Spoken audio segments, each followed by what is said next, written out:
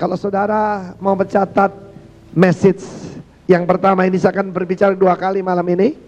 Semua double portion silakan. Tema yang pertama adalah namanya The God of the Pleasant Surprises. Allah yang membuat surprise yang menyenangkan. Allah yang membuat kejutan manis di dalam hidup daripada umatnya. Haleluya. Berapa banyak saudara suka kejutan-kejutan, surprise dalam hidup saudara? Yang mau angkat tangan. Tahun ini namanya tahun mukjizat. Amin. Di dalam Yoel pasal 2 dikatakan ketika Tuhan mencurahkan rohnya, maka anak-anak kecil akan bernubuat, teruna-teruna mendapat penglihatan, orang tua mendapat mimpi. Di atas hamba-hamba laki-laki dan perempuan akan dicurahkan roh. Ada tandanya. Tandanya itu apa saudaraku? Tandanya itu di bumi akan ada, saudara boleh baca dalam Yoel 2 ayat 30, dikatakan di sana akan ada pertama darah, api, dan pillar of smoke. Tiang daripada asap. Saudara, pada waktu itu 700 tahun sebelum Masehi, kitab Nabi Yoel ditulis, belum ada mesiu. Orang tidak bertempur dengan bedil. Orang memakai anak panah, memakai parang, memakai pedang, memakai samurai. Dari mana bisa tahu ada darah, api, dan bukan sekedar asap, tapi pillar, timara, pillar of smoke. Dan kemudian matahari akan jadi gelap, bulan akan jadi darah, dan barang siapa berseru pada nama Tuhan akan diselamatkan. Saudara, tidak usah takut. Kita dalam kingdom protection. Ada perlindungan dari kerajaan sorga. We are not of this world. Haleluya. 1000 orang boleh rebah sisi kiriku, 10.000 di sebelah kananku. Aku hanya menontonnya saja, melihat pembalasan kepada orang-orang fasik. Yang percaya dilindungi Tuhan, berikan tepuk tangan bagi Allah kita. Buktinya sekalipun ada SMS beredar, Senayan City ada bom, memang ada bom, tapi bom Roh Kudus. Berapa yang siap menerima bom Roh Kudus hari ini? Tepuk tangan buat Tuhan. Tepuk tangan yang meriah saudaraku. Katakan haleluya. Nah gitu saudara ya. Saudara, God of the Pleasant Surprises. Kita buka kitab Hakim-Hakim pasal yang 11. Haleluya. Hakim-Hakim pasal yang ke-11. Seorang anak muda bernama Yeftah. Yeftah artinya he opens, dia membuka. Tuhan Yesus punya kunci maut dan kunci kerajaan maut. Tuhan Yesus pegang kunci Daud, the key of David. Kalau dia membuka tidak ada yang bisa menutup, dan kalau dia menutup tidak ada yang bisa membuka. Yeftah means he opens, dia membuka. Dia salah satu hakim, dia menjadi commander, menjadi komandan, dan menjadi pemimpin daripada Israel. Apa yang dibuang oleh manusia dipilih oleh Allah. Batu yang telah dibuang oleh manusia dipilih oleh Allah. Menjadi batu penjuru, haleluya. Menjadi pemimpin. Hakim-Hakim pasal yang ke-11, kita baca beberapa ayat. Ayat 1 sampai dengan 11, saya bacakan bagi Anda. Yeftah dan Gilead. Gilead nama ayahnya, artinya Rocky Mountains, gunung yang berbatu. Saudaraku, yang bisa hidup di gunung yang berbatu itu cuma kambing gunung. Sesuatu hidup yang sangat sulit. Kehidupan sekarang ini seperti hidup di Rocky Mountains. Kan itu lagu bodoh, seperti tak gendong kemana-mana bisa laku. Karena hidup ini susah saudaraku. Ya. Adapun Yeftah orang Gilead itu adalah seorang pahlawan yang gagah perkasa. Garis bawah itu. Tetapi ia anak seorang perempuan sundal. Ayah Yeftah ialah Gilead. Juga istri Gilead melahirkan anak-anak lelaki, sons, baginya. Setelah besar, anak-anak istrinya itu mereka mengusir Yeftah. Katanya kepadanya, engkau tidak mendapat milik pusaka dalam keluarga kami, sebab engkau anak dari perempuan lain. Seperti orang Jakarta suka rebutan warisan. Lu kok diem? Rupanya ada di sini. Di sini tidak ada, di sana sini ada. Amin. Haleluya. Saya senang kalau kena sasaran saudaraku. Maka larilah Yefta dari saudaranya dan diam di tanah Tob. Tob artinya good. Saudara, di pantai timur Amerika ada orang yang hidupnya tidak berbahagia, namanya Elvis Presley, tinggal di Graceland. Sebelah barat ada Neverland, yang never satisfaction. Amin, saudaraku. Michael Jackson. Tetapi di sini good land. I tell you bahwa Tuhan mau saudara saya tinggal di good land. Saudara tidak ngerti. Saudara, berapa banyak saudara pernah nonton acara Tukar Nasib? Angkat tangan. Yang pernah nonton, angkat tangan. Iya? CEO dari Jakarta tukar tempat dengan tukang kayu bakar. Mungkin dari mana saudaraku, dari hutan sana. Mereka tukar nasib. Tukang kayu bakar tinggal di Pondok Indah, menjalankan tugas direktur. Dan sang direktur cari kayu bakar. Ceritanya lucu, tapi cuma semalam. Semalam pun saudaraku, keluarga yang sering stres dan shock karena WC pun tidak ada. Tapi itu tukang nasib cuma untuk show. Tetapi sesungguhnya 2000 tahun yang lalu, hampir 2000 tahun yang lalu, Yesus Kristus di Golgota melakukan tukar nasib dengan saudara dan saya. Dia meninggalkan sorga supaya saudara bisa mendapatkan sorga. Dia ditolak supaya saudara diterima. Dia meminjam supaya saudara tidak perlu meminjam. Dia menjadi miskin supaya saudara jadi kaya. Dia ditelanjangi supaya engkau mendapatkan kemuliaan. Tepuk tangan buat Yesus. Katakan, good land. Good land. Dia tinggal di tanah Tob. Tapi dengan siapa dia tinggal? Di sana berkumpullah kepadanya preman-preman. Petualang suara seorang kurang ngerti, preman. Amin. Haleluya. Cuma ada dua golongan orang, ada preman dan freeman. Ada berapa freeman di sini? Preman bisa jadi freeman. Haleluya. Dan pergi merampok, menjara bersama-sama dengan dia. Beberapa waktu kemudian Bani Amon, sekarang itu Yordania, berperang melawan orang Israel. Dan ketika Bani Amon itu berperang melawan orang Israel, pergilah para tua-tua Gilead menjemput Yefta dari tanah Tob. Kata mereka pada Yefta, mari jadilah panglima, commander. Jadilah panglima kami dan biarlah kita berperang melawan Bani Amon. Tetapi kata Yefta kepada para tua-tua Gilead itu, bukankah kamu sendiri membenci aku dan mengusir aku dari keluargaku? Mengapakah kamu datang sekarang kepadaku pada waktu kamu terdesak? Kemudian berkatalah para tua-tua Gilead kepada Yefta, memang kami datang kembali sekarang padamu, ikutilah kami dan berperanglah melawan Bani Amon, maka engkau menjadi kepala atas kami, atas seluruh penduduk Gilead. Kata Yefta kepada para tua-tua Gilead, jadi jika kamu membawa aku kembali untuk berperang melawan Bani Amon, dan Tuhan atau Yahweh menyerahkan mereka kepadaku, maka akulah yang akan menjadi kepala atas kamu. Lalu kata para tua-tua Gilead kepadanya, demi Tuhan yang mendengarkannya, sebagai saksi antara kita, kami akan berbuat seperti katamu itu. Maka Yefta ikut dengan para tua-tua Gilead. Lalu bangsa itu mengangkat dia menjadi kepala dan panglima mereka. Tetapi Yefta membawa seluruh perkalnya itu ke hadapan Tuhan di Mizpah. Kalau dengan urapan Tuhan, dengan bimbingan Tuhan, gembala senior saudara Pak Niko memberi nama tahun kesembuhan dan mujizat yang kreatif. Saudara harus percaya, masih ada 5,5 bulan untuk menerimanya. Saudaraku, nanti saudara akan mendengarkan, saya akan berbicara tentang elemen-elemen mujizat, syarat-syarat atau elemen daripada mujizat itu sendiri. Tetapi ketahui tadi saya berkata, ada satu masa yang khusus, di mana ada darah dan api dan pillar of smoke. Saat itu akan ada tanda-tanda mujizat. Perkataan profetis sana bukan cuma mujizat, tapi signs and wonders and miracles. Itu yang disampaikan oleh Pak Niko. Di dalam kelompok kami saya menyampaikan, tahun ini adalah the year of sudden fulfillment.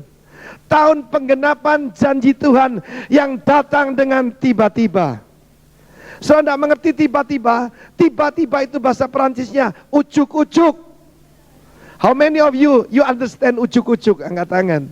Berarti dari Jawa Timur. Amin, saudaraku. Saudaraku, dengan tiba-tiba, God is a God of pleasant surprises. Kita melihat di sini, Yefta, ya saudaraku, disebutkan pahlawan yang gagah perkasa. Bagaimana mulainya? Mulainya jadi preman, kepala mafia, jadi bos mafia, saudaraku. Tapi Allah bisa merubah bos mafia menjadi pahlawan nasional. Saya mau beritahu saudara, bagaimana kepala teroris pada zaman dahulu, namanya Saulus, yang membunuhi hamba-hamba Tuhan, menangkapi mereka, memasukkan ke dalam penjara, dijadikan rasul yang luar biasa. Allah yang sama, itu yang kita sembah di dalam Yesus Kristus. Are you ready for the pleasant surprises? Malam hari itu Yefta masih tidur sebagai kepala mafia. Besok pagi ada rombongan tua-tua Israel dari Gilead datang. Tolonglah kami sedang berperang, dan engkau yang jadi yaitu pemimpin kami. Tidak lewat pemilu, langsung diangkat jadi pemimpin. Tidak lewat letnan dulu, lalu kemudian jadi mayor, langsung jenderal bintang 4. Saudaraku, di dalam satu malam nasibnya berubah. Ini yang disebutkan the pleasant surprises. Soal lihat kehidupan daripada Yusuf. Yusuf masih malam itu, saudaraku, dia cuma baru memimpikan janjinya. Tuhan berjanji bahwa dia akan jadi kepala. Tuhan berjanji dia tidak akan jadi ekor. Bahkan dia akan jadi pemimpin. Dia akan menyelamatkan bangsanya. Saudara-saudaranya akan sujud kepadanya. Tapi kenyataannya dia ada di dalam penjara. Tetapi saudaraku, besok paginya ada ketokan. Karena itu dia ada di penjara bawah tanah zaman dulu. Penjara tidak model kayak Cipinang. Ya, penjara itu lubang yang digali di dalam tanah. Kalau panas, panas sekali, kalau dingin, dingin sekali. Dan disitulah Yusuf, sudah 13 tahun. Ya, dia pikir dia akan membusuk di penjara. Ya, waktu dia dijual usianya baru 17 tahun. Dan saudaraku, hampir 13 tahun dia ada di dalam penjara. Tetapi our God is the God of the pleasant surprises. Apa yang terjadi? Dia dikeluarkan, disuruh bercukur, disuruh berurap, dikenakan pakaian yang indah. Dan malam hari itu dia langsung menjadi Perdana Menteri tanpa lewat pemilu, saudaraku. Dia tidak lewat jadi lurah dulu, camat dulu, atau bupati gubernur. Dia langsung jadi Perdana Menteri. Kata Firaun, hanya tahta ini kelebihanku daripadamu. Saudaraku, Tuhan yang sama itulah yang kita sembah. Karena itu saat ini, kalau saudara mengalami ditolak, saudara mengalami dibuang, I bring you good news. Karena semua pemimpin pernah mengalami seperti itu. Yusuf dijual, kita lihat Gilead punya anak laki-laki, dan mereka semua mengusir Yefta. Saudaraku, Yefta diusir dari rumahnya. Dia tidak boleh menerima warisan, saudaraku. Saya mau beritahu, mungkin saudara sedang mengalami ketidakadilan hari-hari ini. Tetapi jangan kecil hati, jangan kasihan pada diri sendiri. Katakan ini kesempatan. Saudara, ada dua bangsa di dunia yang tidak punya perkataan krisis. Dan dua bangsa ini kalau mengalami krisis cepat bangkit. Yang pertama bangsa Cina, yang kedua bangsa Jepang. Krisis buat mereka adalah opportunity. Di dalam bahasa Cina, Weiqi, krisis itu adalah kesempatan. Krisis bukan kesempitan. Krisis itu adalah kesempatan. Katakan kesempatan. Opportunity. Kesempatan. Tetapi saya mau beritahu saudara bahwa kita adalah bangsa yang lebih besar. Kita adalah bangsa pilihan Tuhan. Kita adalah umat Tuhan. Saya mau beritahu, krisis itu malah bukan cuma kesempatan. Krisis akan menjadi lipat ganda. Tepuk tangan bagi Allah kita. We are not of this world. Our God is a God of pleasant surprises. Kita lihat David. David itu dibuang, ditolak. Ketika Nabi Samuel, seorang hamba Tuhan yang diurapi, datang ke Bethlehem saat itu. Para tua-tua Bethlehem berkata, apa engkau datang dengan maksud damai? Aku datang dengan maksud damai. Dia punya misi khusus dari Tuhan, memilih seorang raja menggantikan Saul. Dan ketika ketujuh saudara pada Daud berjajar di hadapannya, oh saudaraku, mulai Syama yang tinggi besar, mungkin badannya kayak Aderai saudaraku. Lalu kakak-kakak yang lain yang masuk akademi militer, tidak seorang pun dipilih oleh Samuel. Kata Tuhan, jangan kau lihat tinggi badannya, jangan lihat perawakannya, jangan lihat penampilannya. Ya, itu dilihat oleh orang Jakarta. Tetapi aku melihat ke dalam hati. Yes, I look right into their heart. Tidak seorang pun dipilih. Lalu kata Samuel, Tuhan tidak bisa keliru. Masa cuma ini anakmu? Kata Isai, ada, tapi ada anak kecil. Dia tidak terlalu penting lah, dan dia sedang menjaga kambing domba kita yang beberapa ekor. Panggillah dia. Kalau dia tidak datang, maka kita tidak akan makan. Saudaraku, hari itu Daud sedang, dia tahu dia ditolak. Dia tidak dianggap sama seperti yang lain. Dia diperlakukan seperti anak tiri. Ada hamba Tuhan luar biasa datang yang pasti membawakan suara Tuhan. Dia tidak boleh hadir, saudaraku. Tetapi saya mau beritahu, kalau engkau tidak diperhitungkan, kalau engkau tidak masuk di dalam apa yang dilihat oleh manusia, ketahuilah Allah hobi memakai orang yang dibuang. Daud berkata, ketika ayahku dan ibuku membuang aku, saat itulah Tuhan menyambut aku. Haleluya. Berikan tepuk tangan bagi Allah kita.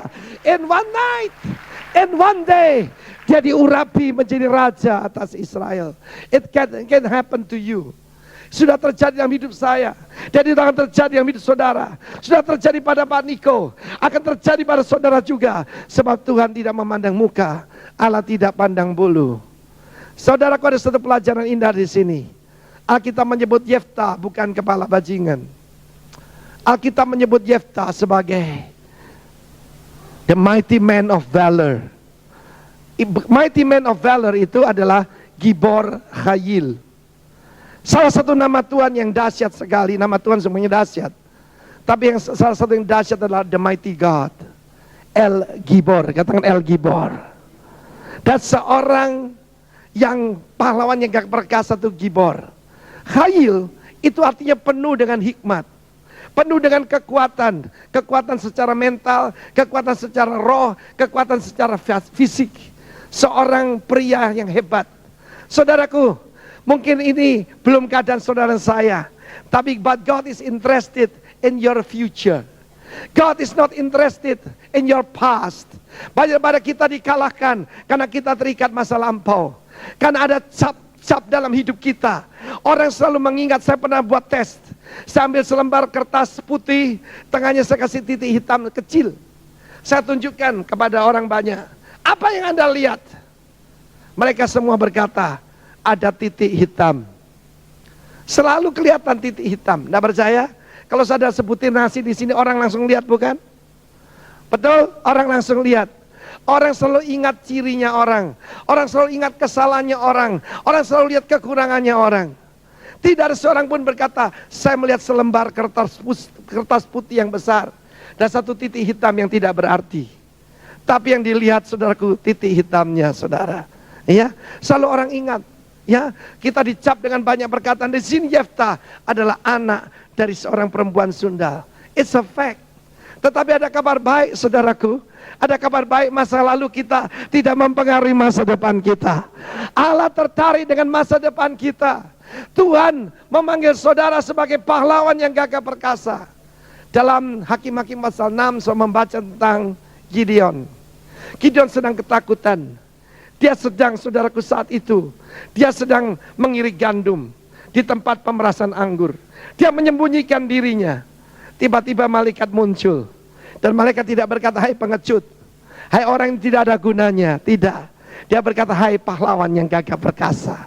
Hei Gibor Khayil, engkau pahlawan yang gagah perkasa. Waktu diberitahu begitu, Gideon pasti menoleh ke belakang. Siapa yang kau maksudkan? Yes, you. Itu yang dikatakan oleh malaikat.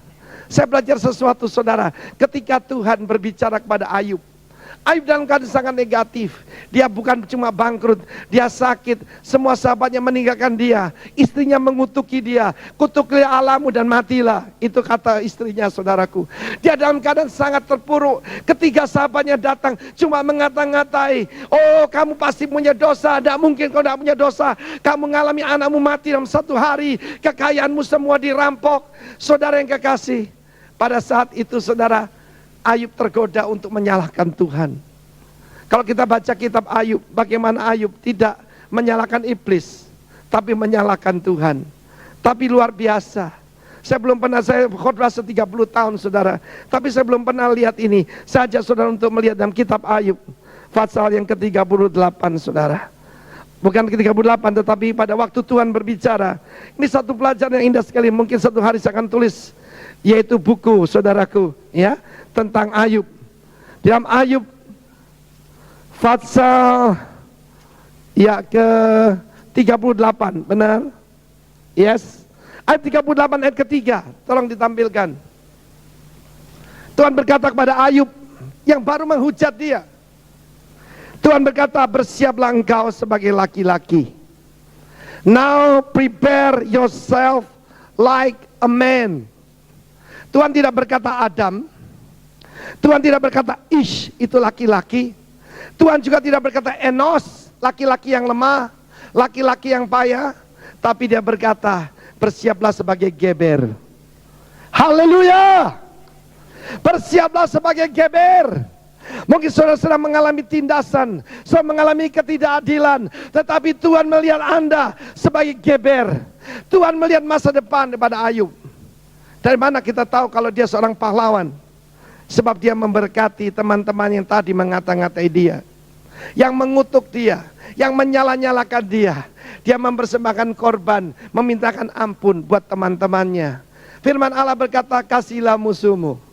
Berdoalah buat mereka yang menganiaya kamu. Ya, kalau menganiaya musuh, saudaraku, teroris juga begitu. Tetapi firman Allah mengajar kita jadi Geber, seperti dia adalah El Gibor. Saudaraku, Tuhan berkata kepada Ayub, bersiaplah sebagai Geber. Oh, saya mengucap syukur kepada Tuhan. Saudara, God is interested in you. Firman Allah berkata dia ditolak, lalu dia pergi ke good land, dan dia bergaul dengan kelompok yang salah. Saudaraku, dia menjadi kepala bajingan. Dia pergi merampok, dia pergi menjara, saudara. Tetapi Tuhan berkata, aku belum selesai dengan Yeftah. Kemudian dia diangkat. Dia diangkat menjadi 3 hal. Yang pertama, dia diangkat menjadi penatua.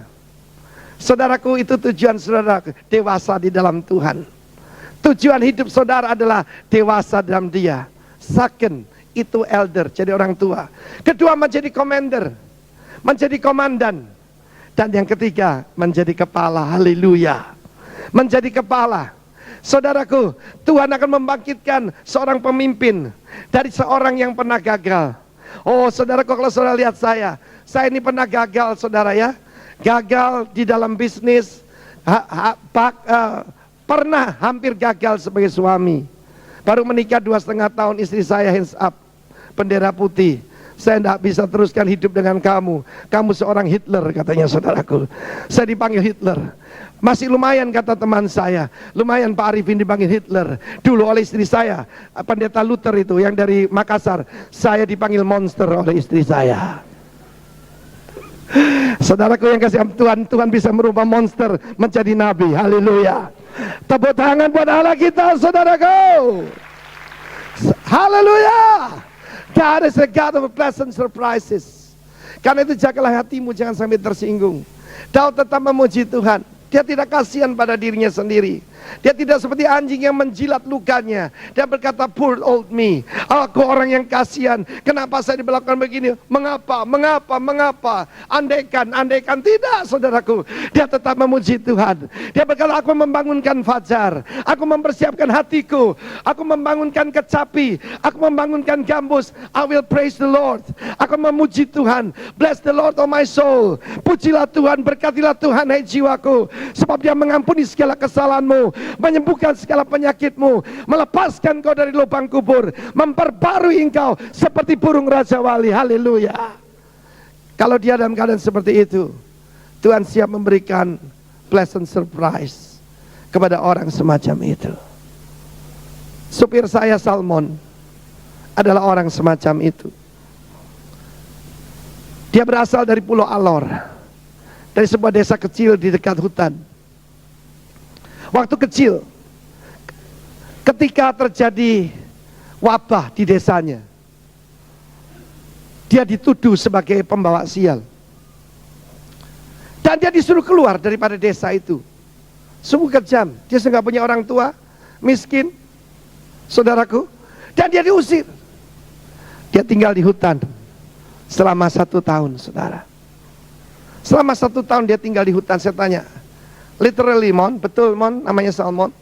Betul. Kamu tinggal di hutan. Betul, Bapak. Saya makan umbi-umbian. Ya, saya minum air hujan. Minum dari selokan. Asal saya bisa hidup. Lalu dia menjadi petualang. Dia jadi preman. Dia menjadi petinju bayaran. Sempat menjadi petinju profesional di Taman Tirta Camp di Surabaya. Dan saudaraku, hidupnya tidak karu-karuan. Karena kebutuhan utama dalam hidupnya itu mengenal Bapak tidak ada. Saudara, dia akhirnya sekolah di California. Itu istilah wong Surabaya, arek Surabaya untuk Kalisosok. LP, saudaraku. Cipinangnya Surabaya namanya Kalisosok. Dia lulusan Universitas California, saudara.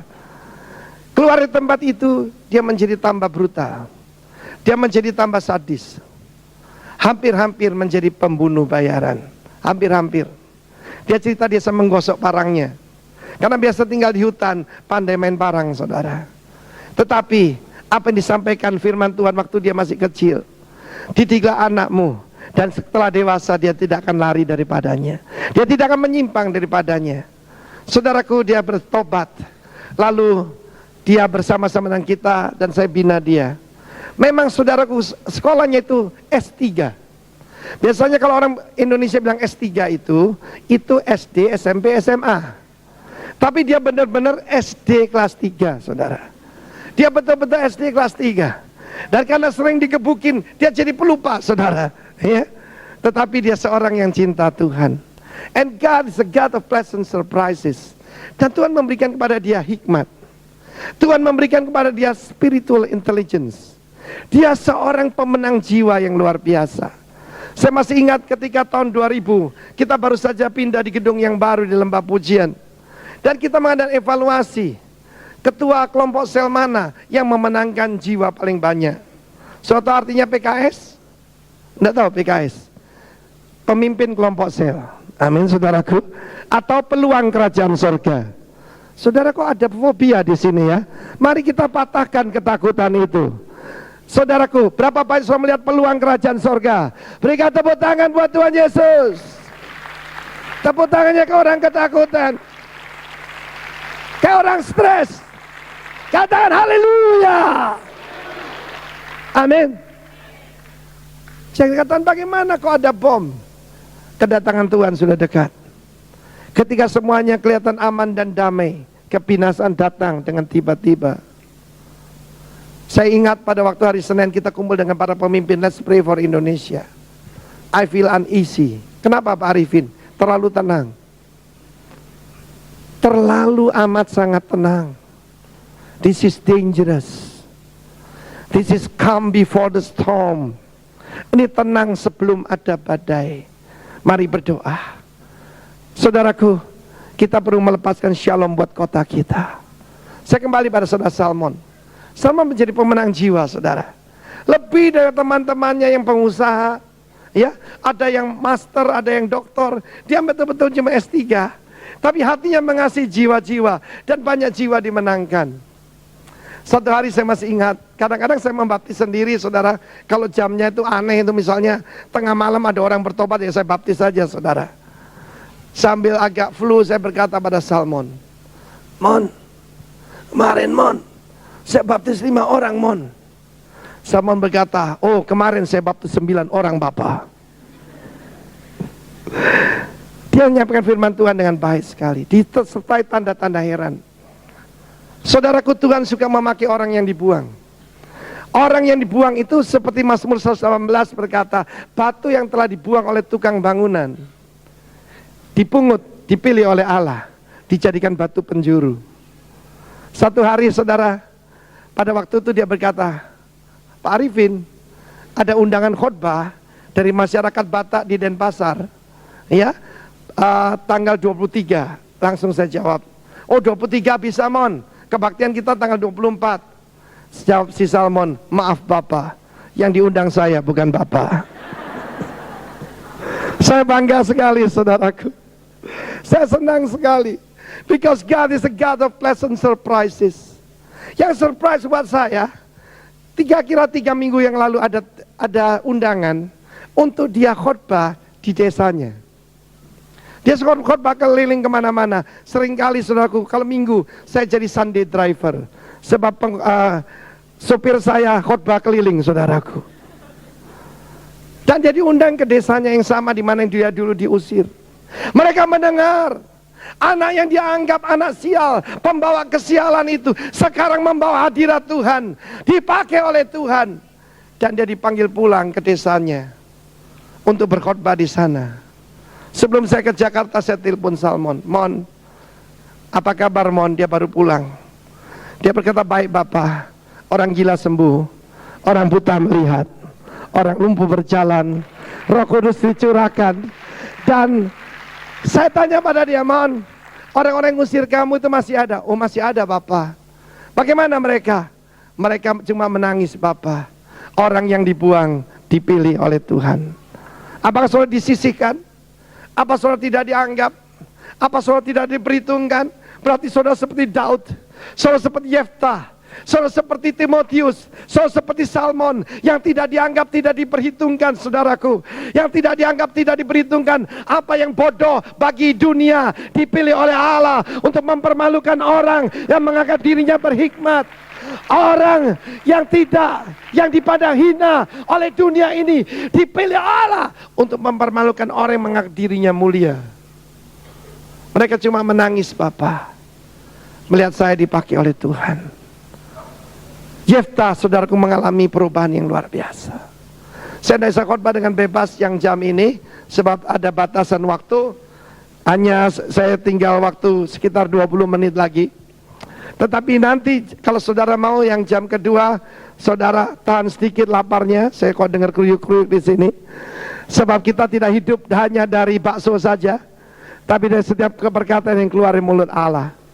Saya kemarin mendengar kesaksian dari saudara Victor Faraknimela, kakaknya Pak Peter. Saudara dia cerita, sebab apa? Dia ini Ambon antik, Ambon yang tidak bisa nyanyi, saudaraku.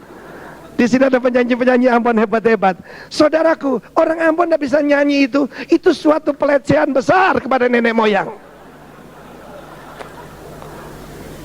Dan dia cerita, bagaimana tidak diperhitungkan selalu dipilih oleh Allah. Kemarin dia bersaksi, dia berkhotbah, saudara.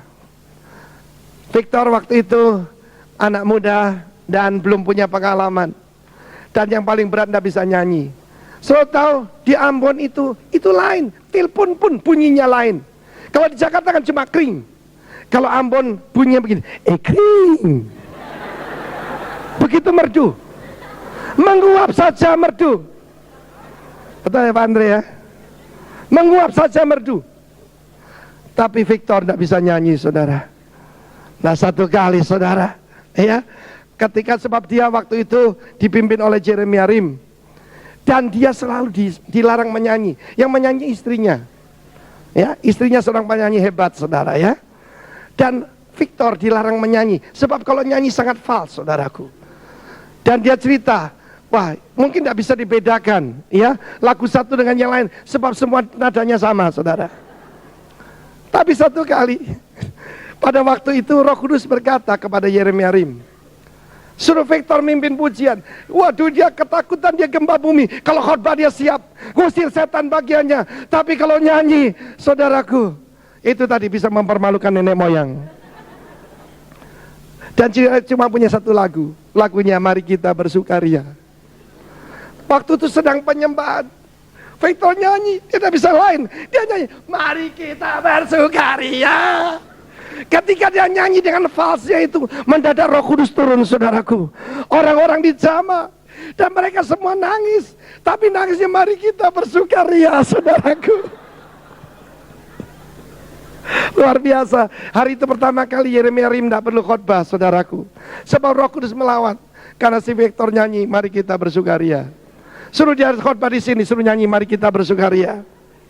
Dan waktu kasih melanda Indonesia, saya dengar kesaksiannya kemarin. Pada waktu itu dia ke tim doa. Orang kalau fals, masukkan tim doa, saudaraku. Jangan masukkan tim pujian. Amin, saudaraku. Dia sedang berdoa, oh Tuhan, pakai hambamu Jeremia Rim, Robinson Nainggolan datang. Kami bisa berdoa, Victor, kamu mimpin pujian. Oh, dia kaget. Sebab dia cuma bisa mari kita bersukaria. Tapi dia punya satu senjata yang lain. Sebelum Jeremia berkhotbah, dia pikir nyanyi apa? Dia datang pada pemain musik. Biasanya kalau orang datang pemain musik, ya kita berkata kunci G atau kunci D. Dia berkata begini, kau jangan ikuti aku. Lalu dia bersaksi. Bagaimana dia nyanyi apa saudaraku? Dia nyanyi, dalam Yesus kita bersaudara. Mari kita bersama-sama. Dalam Yesus kita bersaudara. Ketika dia nyanyi saudara, orang lumpuh yang di kursi roda itu ikut salam-salaman. Dan dia heran, loh aku berjalan. Apa yang tidak diperhitungkan oleh manusia dipilih oleh Allah. Tepuk tangan bagi Allah kita. Kata yes. Saya ingat, saya dekat dengan almarhum Frans Daromes. Sebab saya ini dulu supirnya. Kalau dia khotbah, ya saudaraku, saya ini ban serep. Pelayanan saya pertama itu ban serep. Ya, jadi saya dada yang nyupir, saya jadi supir. Karena waktu itu saya lagi bangkrut. Mobil saya adalah mobil Mazda Raja Wali. Kenapa Mazda Raja Wali? Harus diikat dengan sapu tangan.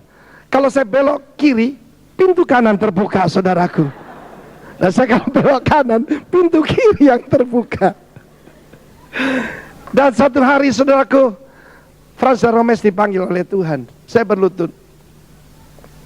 Saya bilang, Tuhan, dia ini begitu dipakai oleh Engkau. Kalau Frans memuji Tuhan, encim-encim pun menari. Dan saya katakan, ini tahun 78, 79 saudara. Tidak pernah ada yang seperti itu. Lalu Roh Kudus berkata, aku akan pakai engkau. Waktu saudaraku Tuhan berkata, aku akan pakai engkau. Saya yang kaget saudara. Ya, sebab apa? Menurut Pak Niko, suara saya serak-serak kering. Menurut Chris Manusama, suara saya ini serak-serak menyeramkan. Tapi itu, you know the rest of the story. Bagaimana ada Surabaya Presenter. Bagaimana saudaraku, saya diajar Tuhan ngusir setan sambil memetik gitar. Apa yang tidak diperhitungkan oleh manusia. Saya masih ingat, ketika kasih melanda Indonesia, saya diminta Jeremia Rim untuk memimpin pujian yang pertama. Pada waktu, yaitu Choyonggi dan sebagainya. Saudara, termasuk menerjemahkan, saya ini tidak pernah sekolah luar negeri, saudara. Iya. Tetapi saudara, saya belajar dari ibu saya. Ibu saya mengajar pada saya, jangan pernah anggap orang terlalu tinggi, dan jangan anggap orang lain lebih rendah. Kita ini sederajat. Bangsa apapun, suku apapun, penghasilannya berapapun. Jadi pada waktu Benny Hinn, saya diminta penerjemahkan, karena apa? Saya ini orangnya tidak grogi. Saya ini bonek aku arek Surabaya. Amin saudaraku. Iya. Saya berkata pada teman-teman saya punya kelebihan dari Benny Hinn. Apanya kamu punya kelebihan? Saya bisa bahasa Indonesia dan bahasa Jawa, dia tidak bisa. Amin saudaraku. Tepuk tangan bagi Allah kita saudaraku. Yefta mengalami perubahan dalam hidupnya. Tetapi orang yang tidak bisa mengalami pleasant surprise kepada Tuhan. Ada orang berkata, saya tidak berguna. Saya tidak bisa dipakai apa-apa. Saya tahu bagaimana Choyonggi. Itu orang yang sederhana sekali, saudara. Iya, kita melihat orang-orang sederhana dipakai Tuhan. Bagaimana Sandi Adelaja? Sandi Adelaja itu pernah dibuang, saudaraku, oleh orang tuanya. Dibuang mana? Ke tong sampah, saudara. Anak dibuang di tong sampah. Dipilih Tuhan, jadi hamba Tuhan luar biasa. Di negeri yang semuanya kulit putih, dia orang Nigeria. Dia bukan hitam, saudara. Dia hitam metalik. Tetapi saudara seperti Obama begitu, dia dipakai Tuhan luar biasa saudaraku. Saya mau beritahu kepada saudara, seperti Yefta yang mungkin dibuang, mereka akan dia pilih dan jadi komandan, menjadi kepala, menjadi tua-tua, menjadi hakim di Israel. Berikan tepuk tangan bagi Allah kita saudaraku. Saya ingat supir saya Salmon, orang-orang di sekitar saya jadi hamba-hamba Tuhan saudara. Pembantu rumah tangga saya itu jadi ibu gembala. Suaminya sarjana teologi ya. Ya, dulu kerjanya cuma masak untuk hamba-hamba Tuhan. Sekarang saudaraku, dia bersama suaminya memimpin 2 kabupaten di Bali. Gilimanuk dan Negara, saudara. Dahsyat. Kalau dia memimpin pujian, air mata saya keluar. Sebab dulu nyanyinya sambil masak tahu, saudara. Sekarang dipakai oleh Tuhan luar biasa. Saya memberitahu kepada Anda, tidak seorang pun yang dibuang. Tidak seorang pun yang tidak berguna. Seperti Yeftah, engkau bisa dipilih dan dipakai oleh Tuhan. Berapa banyak saudara ready for a pleasant surprise dalam hidup saudara? Amin. Saya akan kutip satu ayat sebelum saya ajak kita berdoa. Yaitu kitab Pengkhotbah, saudara. Bahwa kemenangan pertempuran bukan untuk yang kuat. Dalam kitab Pengkhotbah, saya akan ajak saudara untuk melihat. Dan kemenangan pertandingan tidak untuk yang cepat. Dan kekayaan tidak untuk yang berhikmat.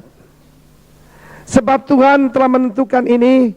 Dan semuanya adalah time and chance, waktu dan kesempatan. Kita lihat dulu kitab Pengkhotbah, saudaraku. Iya. Di dalam Pengkhotbah 9 ayat 11. Lagi aku melihat di bawah matahari bahwa kemenangan perlombaan bukan untuk yang cepat, keunggulan perjuangan atau pertempuran bukan untuk yang kuat, juga roti bukan untuk yang berhikmat, kekayaan bukan untuk yang cerdas, dan karunia bukan untuk yang cendekia, karena waktu dan nasib dialami mereka semua. Mungkin istilah nasib kita ganti chance, time and chance, waktu dan kesempatan. Dan saya mau beritahu sekali lagi dari Yoel 2 yang saya sampaikan tadi, this is the time of signs and wonders and miracles. Ketika di mana-mana, saudaraku, ada darah dan api dan pillar of smoke, saya mau beritahu saudara, Tuhan akan mencurahkan rohnya atas semua makhluk. Ketika saya bertobat, saya masih ingat ada seorang anak kecil dari Medan, usia 3 tahun berkhotbah, saudara. Berapa banyak saudara usianya lebih dari 3 tahun? Saya kira semua lebih dari 3 tahun, karena ini bukan acara sekolah minggu. Dan dia berkhotbah. Saya masih ingat pada waktu itu ditanya wartawan, Tuhan suruh saya keluar negeri. Kamu bahasa Inggris tidak bisa, gimana mau keluar negeri? Dan dia jawab wartawan itu dengan bahasa Inggris yang fasih sekali. Bagi Allah tidak ada yang mustahil. Kemenangan perlombaan tidak untuk yang cepat. Gail Devers adalah orang semacam itu. Gail Devers, saudaraku, pelari dari Amerika, pelari sprint 100 meter, tahun 1989, mengalami kekalahan yang memalukan di Olimpiade. Dan dia begitu terpukul, dia begitu terpuruk, saudara. Tahun 90 dia mengalami kesakitan yang aneh. Dan saudaraku, dia mengalami, pada saat itu dia mengalami satu kemoterapi yang sangat berat. Dan dokter berkata bahwa dia tidak akan hidup lama. Bahkan pertama-tama kakinya akan diamputasi. Bagaimana Anda seorang atlet, ya, akan dipotong kakinya. Pada saat itulah dia datang pada Tuhan. Kelihatannya semuanya sudah hancur buat dia. Tetapi saudaraku, dokter berkata, mungkin obatnya terlalu keras. Tapi lebih daripada itu dia dijamah oleh Tuhan. Tahun 89 dia gagal. Tahun 91 dia dinyatakan akan diamputasi. Tapi saudaraku, dia bangkit kembali. Tahun 94 dia juara 1 Olimpiade, saudaraku, lari 100 meter. Sebelum berlari dia tahu ini bukan kemampuannya. Dia berkata, oh Lord, oh Tuhan, help me to race the race of my life. Ajar aku Tuhan, ini Tuhan aku berlari, aku serahkan buat Engkau. Dia mendapat medali emas yang pertama, saudara. Engkau juga bisa bangkit, engkau juga bisa mengalami kemenangan, karena Tuhan yang sama di dalam Yesus Kristus yang sedang kita sembah saat ini. Berikan tepuk tangan buat Tuhan. Haleluya, haleluya. Karena itu orang tanya pada saya, ya, dulu tidak ada orang bilang dahsyat itu mulai tahun berapa. Saya sudah ngomong dahsyat, saudara, yang sekarang ikut-ikutan. Amin. Dan orang tanya, kenapa sih kok haleluya? Sebab apa? Saya siap for a pleasant surprise. Oke, berapa banyak saudara mau ingin ngalami surprise yang luar biasa tahun ini? Lambaikan tangan saudara, ayo bangkit berdiri, saudaraku. Ayo bangkit berdiri, haleluya. Kita naikkan pujian Dia Sanggup. Pemain musik silakan kembali. Haleluya. Yesus Tuhan, mulialah nama-Nya. Yesus Allahku, besar kuasa-Nya. Dahulu, sekarang, dan sampai selamanya. kuasanya tak pernah berubah. Oh, Yesus Tuhan, mulialah namanya. Yesus Allahku, besar kasih-Nya, dahulu, sekarang, dan sampai selamanya. Kasih-Nya tak pernah berubah. Dia sanggup, Yesus sanggup menentukan perkara yang besar. Dia sanggup, Yesus sanggup memulihkan yang terluka, menyembuhkan yang menderita. Dia sanggup memulihkan hidupku. Mari kita berdoa. You are the God of wonders. Hallelujah. You are the God of miracles.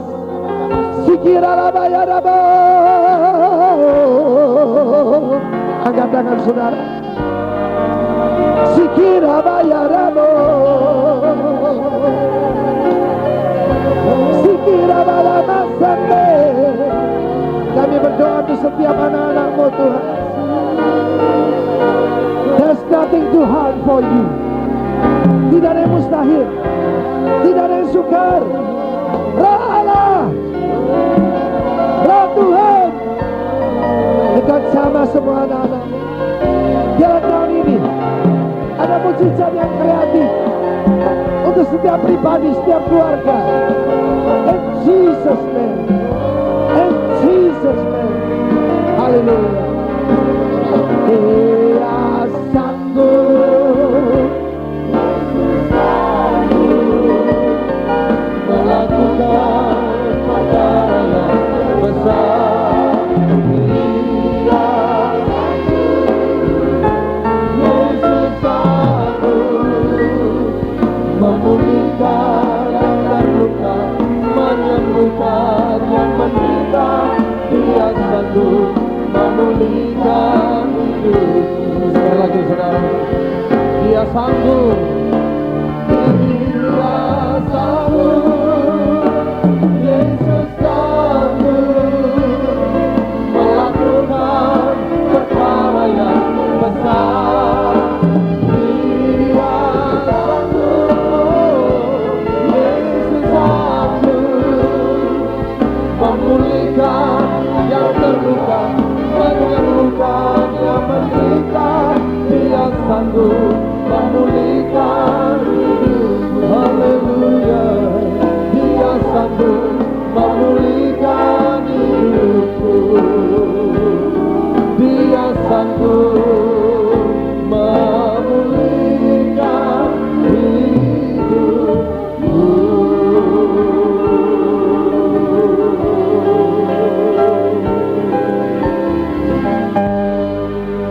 Kami terima firman-Mu Tuhan dengan iman, dan kami tahu Engkau Allah yang